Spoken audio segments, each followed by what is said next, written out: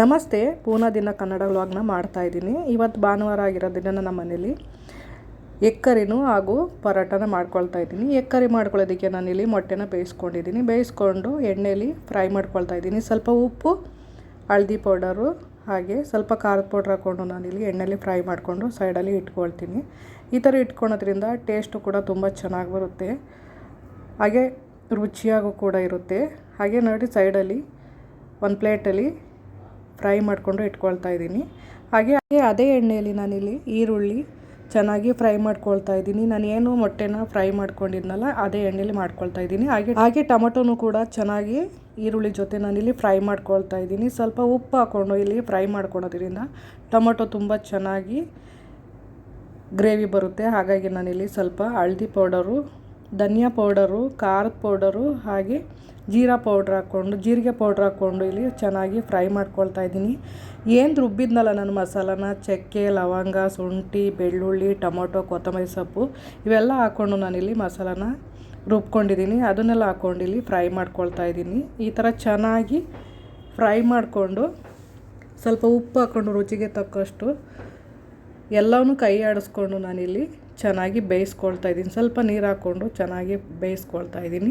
ಅದನ್ನು ಒಂದು 10 ನಿಮಿಷ ನಾವು ಇಲ್ಲಿ ಬೇಯೋದಕ್ಕೆ ಇಡಬೇಕು. ಹಾಗೆ ಕಸೂರಿ ಮೇಥಿನೂ ಕೂಡ ಹಾಕ್ಕೊಳ್ತಾ ಇದ್ದೀನಿ. ಇದು ಹಾಕೋದ್ರಿಂದ ನಮಗೆ ತುಂಬ ರುಚಿಯಾಗಿ ಬರುತ್ತೆ ಎಗ್ ಕರಿ.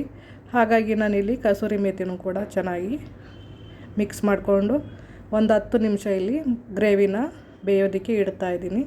ಇಟ್ಟಾಗಲ್ತು ನೋಡಿ, ತುಂಬ ಚೆನ್ನಾಗಿ ಬಂದಿದೆ ಗ್ರೇವಿ.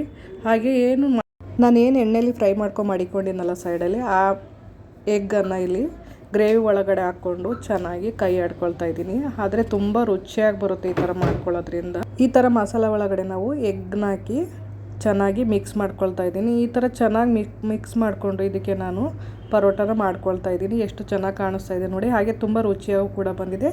ಇದ್ರ ಜೊತೆಗೆ ನಾನು ಪರೋಟ ಮಾಡ್ಕೊಂಡಿದ್ದೀನಿ. ಹಾಗೆ ಪರೋಟನೂ ಕೂಡ ಇದ್ರ ಜೊತೆ ಕಾಂಬಿನೇಷನ್ ತುಂಬ ಚೆನ್ನಾಗಿರುತ್ತೆ. ಹಾಗೆ ಪರೋಟನೂ ಕೂಡ ತುಂಬ ಚೆನ್ನಾಗಿ ಬಂದಿದ್ದು, ರುಚಿಯಾಗಿದ್ದು. ಹಾಗೆ ಈ ಥರ ಪರೋಟ ಮಾಡ್ಕೊಂಡು ನೋಡಿ, ಎಗ್ ಮಸಾಲ ಜೊತೆ, ಎಗ್ ಗ್ರೇವಿ ಜೊತೆ, ಹಾಗೆ ಚಪಾತಿ ಜೊತೆಗೂ ಕೂಡ ತುಂಬ ಚೆನ್ನಾಗಿರುತ್ತೆ. ಎಗ್ ಗ್ರೇವಿ ಅಂತೂ ತುಂಬ ರುಚಿಯಾಗಿರುತ್ತೆ. ತಿನ್ನೋದಕ್ಕೂ ಕೂಡ ತುಂಬ ಇಷ್ಟಪಟ್ಟು ತಿಂತಾರೆ ಮನೆಯವರೆಲ್ಲ ಈ ಥರ ಎಗ್ ಕರಿ ಮಾಡಿಕೊಂಡ್ರೆ. ನಾನಿಲ್ಲಿ ಪರೋಟನ ಮಾಡ್ಕೊಳ್ತಾ ಇದ್ದೀನಿ. ತುಂಬ ಚೆನ್ನಾಗಿ ಬಂದಿದ್ದು ಪರೋಟ ಅಂತೂ.